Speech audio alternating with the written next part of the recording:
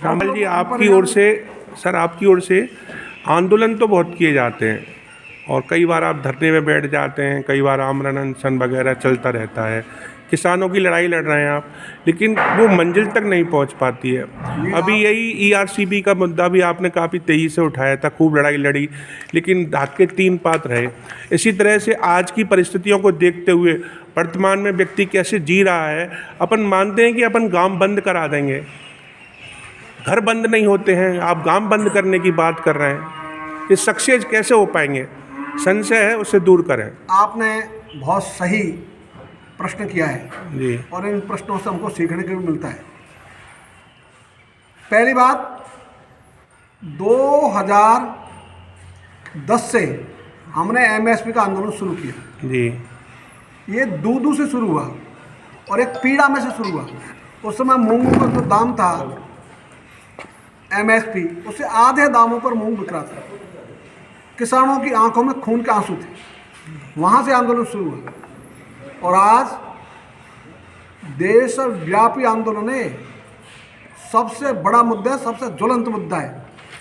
और हमने 2010 में विचार किया था कि जब तक मुद्दा गरमाएगा नहीं, ये जन मुद्दा नहीं बनेगा, तब तक सफल नहीं होगा। आज ये कहते हुए तो मुझे प्रसन्नता है कि जो हमने राजस्थान से शुरू किया और देश भर में 2 वर्ष तो देश भर में लगे हमको, सारे संगठनों को बात करने में, उनके समूह बनाने में, ये सब किया। और अभी 2 वर्ष तक लगातार वो आंदोलन किया, किसान आंदोलन। तो ये जो चीज़ है, आंदोलन का परिणाम ये जल्दी नहीं आया करता। लेकिन मेरे अनुभव के आधार पर एक बात बताता हूँ। जी 1980 से लेकर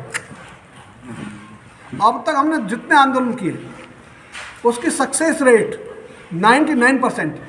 रास्ता यही था, सत्य, अहिंसा और शांति का।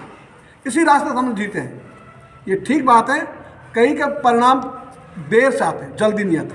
और एमएसपी का कानून जो हमने 2010 से शुरू किया, इसको बनने से कोई अब रोक नहीं सकता। ये बनेगा ही, but it will take time. नहीं, मौजूदा राजनीतिक परिस्थितियाँ, उनके बाद भी आप कह रहे हैं बनेगा ही ना। और बीजेपी के अलावा कहीं और दिखाई नहीं दे रहा कोई भी दल। हर बार चुनाव में यही आते हैं कि इस बार हम आ रहे हैं, किसान अपनी ताकत दिखाएंगे। किसानों की ताकत अभी देख ली लोकसभा चुनाव परिणाम ने, क्या ताकत है। तो ऐसी स्थिति में भी अपन पूरे जिम्मेदारी से, पूरी दमदारी से अड़े हुए हैं कि हम जीतेंगे। जीत आपकी दिख नहीं रही कहीं भी। आप सही कह रहे हैं। इसलिए जीत के लिए एक चीज़ बताता हूँ। जी, न्यूनतम समर्थन मूल्य का कानून। एमएसपी की बात करें सर, एमएसपी की डिमांड कितने समय से चल रही है। किसान खत्म हो गए, शहीद हो गए, उनकी कोई सुनवाई नहीं हो पाई।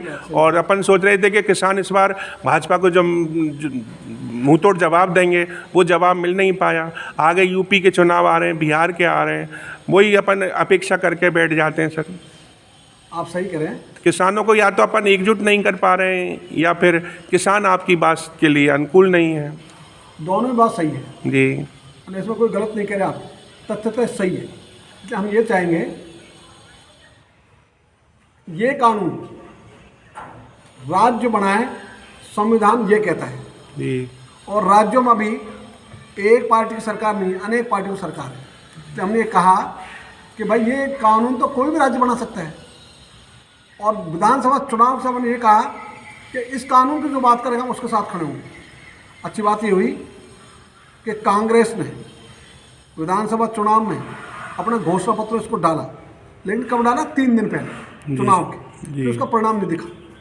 दूसरा, जो लोकसभा चुनाव हुआ उसमें कांग्रेस ने अपने मैनिफेस्टो में उसको डाला, उनकी सरकार नहीं आई। लेकिन हमने कहा भाई, मेरी बात हुई राहुल गांधी से 1 घंटे के लगभग।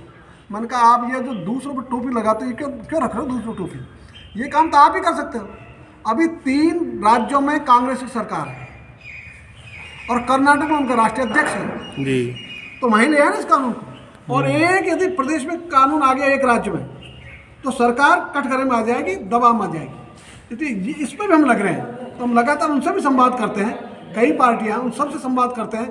कि हम मुंबई में जब विपक्षी गठबंधन की मीटिंग थी 31 अगस्त को, वहाँ गए 5 बसों के साथ, 3 राज्यों को जगह, और वहाँ जाकर उनको ज्ञापन दिया अपनी बात पहुंचाई और हमने कहा आप निंदा आधारित राजनीति मत करो, सकारात्मक राजनीति करो, आप मुद्दों की राजनीति करो। ये करते क्या, हम बिखरे हुए हैं इसलिए हम राज में नहीं आते, अब इकट्ठे हो गए ना आगे राज में जी। इसलिए ये गलत फहमियाँ हमको भी परेशान करती है, राजनीति दोनों को परेशान करती है।